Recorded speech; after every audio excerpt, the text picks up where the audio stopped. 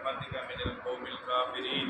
اللهم إنا نجعلك في نحورهم ونعوذ بك من شرورهم. اللهم إنا نجعلك في نحورهم ونعوذ بك من شرورهم. اللهم اكفنا كل مهم من حيث شئت ومن أين شئت.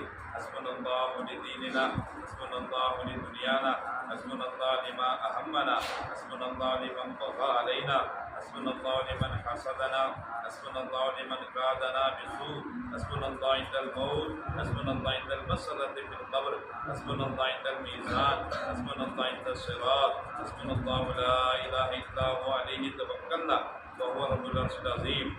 یا اللہ ہمارے صغیرہ کبیرہ گناہوں کو معاف فرما، ساری امت مسلمہ کے سارے گناہوں کو معاف فرما، ہم سب کو ہدایت عطا فرما، قیامت تک آنے والے سارے انسانوں کو ہدایت عطا فرما.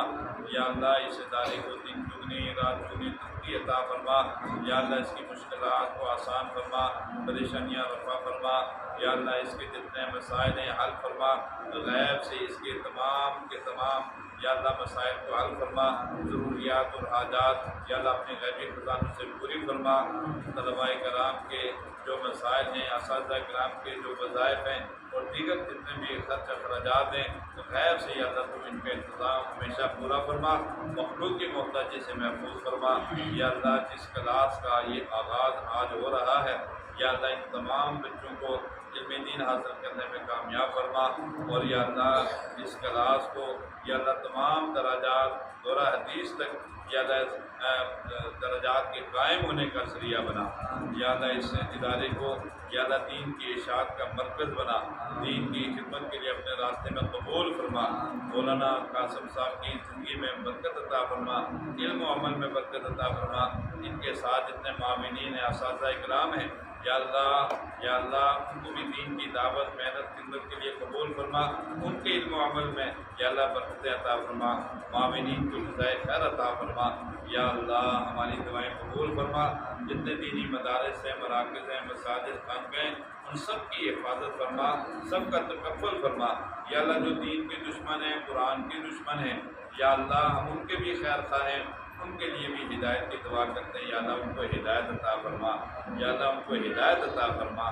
اور یا اللہ جو یا اللہ ازلی بدبخت ہیں، جن کی قسمت میں ہدایت نہیں ہے، وہ قرآن کو مٹانے کے لیے اپنی ساری توانائیاں صرف کر رہے ہیں، یا اللہ ایسے ظالموں کو چن چن کر ہلاک فرما اور ان کی شر سے ہماری حفاظت فرما.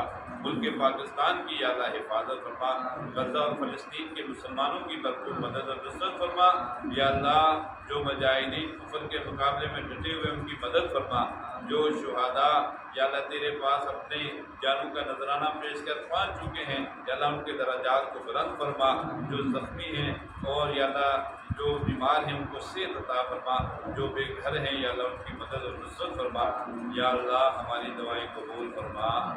صلی اللہ تعالی علی خیر خلقہ سیدنا و مولانا محمد و آلہ و اصحابہ اجمعین. آمین آمین آمین.